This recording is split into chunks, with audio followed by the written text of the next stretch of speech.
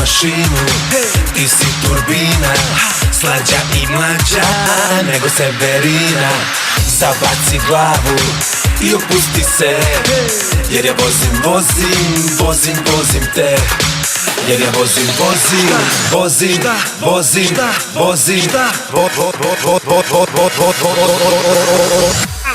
Miško.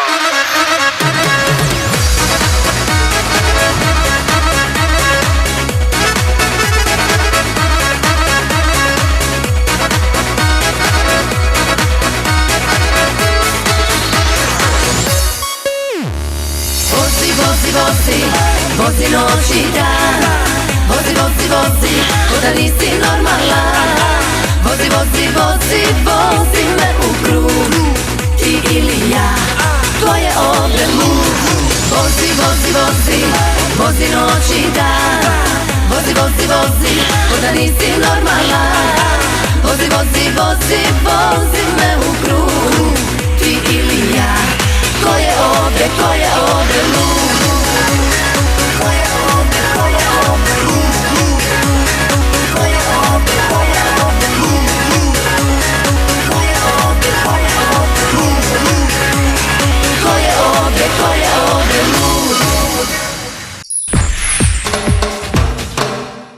Sjajna pesma, svaka čast, bravo. Hvala. I sad ću ja da pitam ko u vašem braku vozi? Ko šoferira? Pa zar se to ne vidi? A ne vidi se. Ne, ja vozim, ona me vozi. Tako? Da. E pa u to ime, prilog koji sam spremio za Sanija i Nataliju.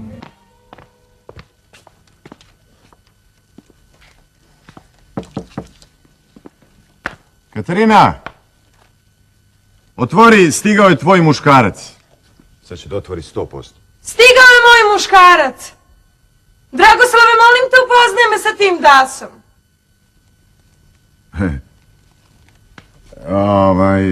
Katarina, nismo se razumeli. Ja sam tvoj muškarac, ja, Dragoslav.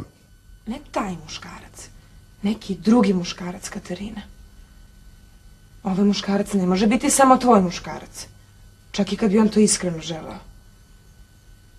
Uostalom, ovaj muškarac ti je dosadio.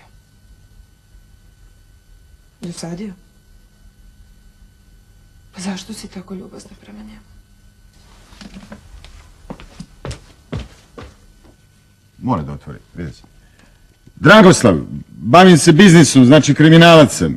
Bijem, pijem, pušim, noge ne perem, dlakav sam. Ukratko muškarac kakav tebi treba. Katarina, otvori da te animalno zavrljačim na plafon. One umetnice i njoj trebaju ovakvi muškarci, ovaj balkanski tip muškarci. Broj ću do 3. Ukoliko odmah ne izađeš iz mog stana i života, izaći ćeš sukcesivno i to u delovima. Ali bez džigerica ću nju da povedem! Od ovo mora aplauz. Pa je, Lepo. Morat ćemo nekako da ubacimo Natalije i Sani. Ja, kak je ovo vezimo s nama? Veliki. Pa kao muž i žena, znaš, kao ja. On bi isto furno, Frajerčina kao dolazim. Pa dobro, ja nisam tipični Balkan. Ja više nemam džigericu, tako da ne znam si kakve veze ovo ima s nama. Nema nikakve veze s vama. Pa nema Pa dobro, džigerice nima žena. sa temom 90. Meni već pojava pojedena džigerica. A vidi, stvarno je čovjek izdepilio, nema čak ni ono što je rekao, nema da manje, nema više. Pa zato što su to bile 90-te, a sad smo... Dobro, poštovani gledalci, pogrešili smo link. Pogrešili smo totalno na YouTube. Pa dobro, ovo je... Prilog je totalno bez veze, zato nećemo da pričamo više s vama do kraja emisije. Molim te, Nikola, pitaj nešto, Saško, vidiš da... Pitaću Sašku, ali malo da se posvetimo i Zorici. Misliš? Šta ti misliš? Ajde, Zorica, hoćeš da pričate vi s nama? Vrlo rado. Evo pričate, ajmo sa Evo, Biljem. vidi, nije zaboravila srpski jezik. Pošto ja se, dete 90-ih, pa se ne sećam tog perioda, pa ovo, pa ono, malo će Biljana da priča sa vama. Mogu ja da pitam nešto, evo? Mene zanima iskreno, ja... ne znam, koju pesmu najveći vaš hit bio tad u to vreme? Pa ja nisam bila nešto, da kažem, u smislu sad prepopularnoj neki. Bile su dve pesme koje su se vrtale. Zapalit ću plamen sreće, ti si ono što mi treba. Na svu nesreću, malo pa si jako dobro, ja sam se vrlo pažljivo slušala u vreme kad sam ja htjela da snimim prvu ploču, BGP-u. Su rekli, ne, nemoj zabavnjake, na svu sreću tu je moj drug Ceci, s kojim sam zajedno radila, moj kolega, zabavnjake. I ja sam onda, igrom slučaja, ušla u te neke, da kažem, polunarodnjačke vode. Tako da su te dve pesme vrtele, ali ono što je zanimljivo, ja sam u to vreme radila kao muzička urednik na Poselu 202 Radio Beograda, a ta emisija je bila najslušanija, jedina radio emisija koja je pravila u to vreme od pevača Zvezde, tako da sam se uz to neko moje uredničko mesto i uz pevanje i svi uz porodicu su mi muzičari. Inače bi bila zabavnjak. Da, 100%. Ceci, hoćemo da... Ajde, molim te, odsviraj nešto da nam Zorica pokaže kako to izgleda u izvođenju zabavne muzike, kako tvoj glas zvuči. Piši, piši mi, da li još me voliš ti? Piši, piši mi, još ove jeseni.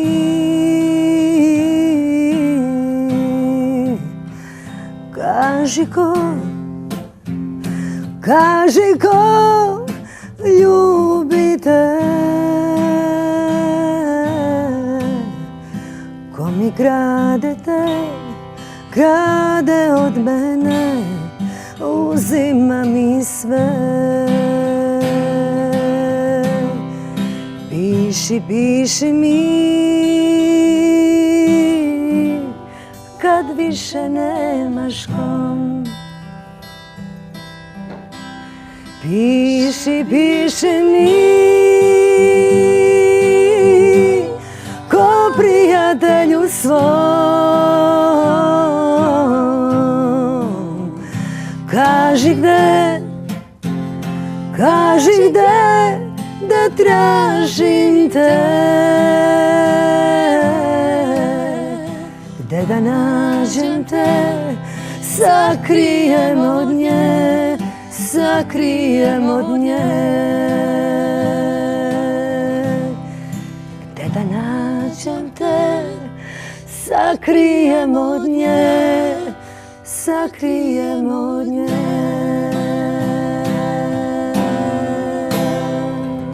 Hvala na kraju. Bravo, ovo je stvarno zapravo.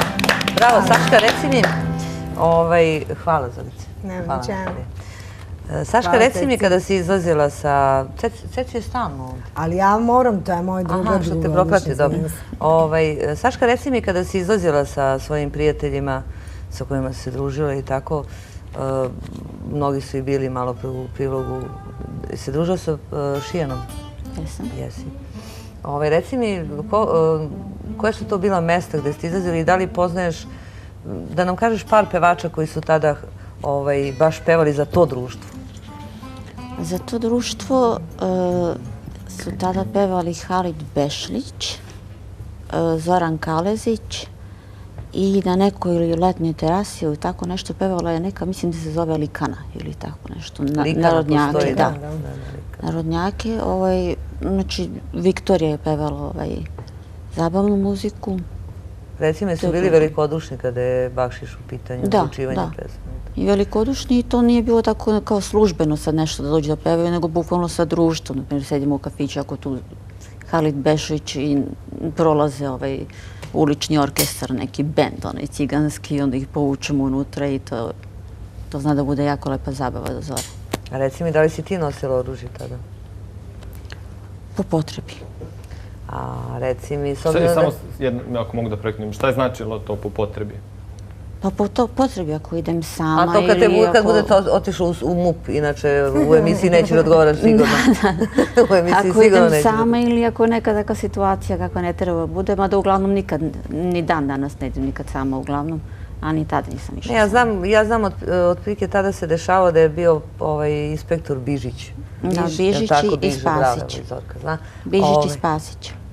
Da li su oni pokojni? Biža jeste? Biža jeste, Spasić nije. Spasić je živ, zdrav, ima svoju detektivsku agenciju. Sećam se da je tada bilo kao racija i onda ko gde stigne od svih tih ljudi da ugura pištolj i verovatno i tebi nekad bio 2-3 pištolja onako na čuvanju. Ne, mene su najviše pretresali zato što su znali. Da, tebe nisu. Da, samo... Ja sam jednom dobila jedan pištolj na čuvanje kad je bio Bižić. Ne, ali kad je racija obično... Meni je bila, evo Ceci, puna tašna. Znači, kod ovdje prolaze stavljaju. Pa jeste, takva su bila vremena. Jeste, tako. Ja ne znam ni kako se našao od jedan put da pištolj u moje tašnici. Čini mi se baš da je Šijan. Ja njega nisam poznavala, nismo se družili.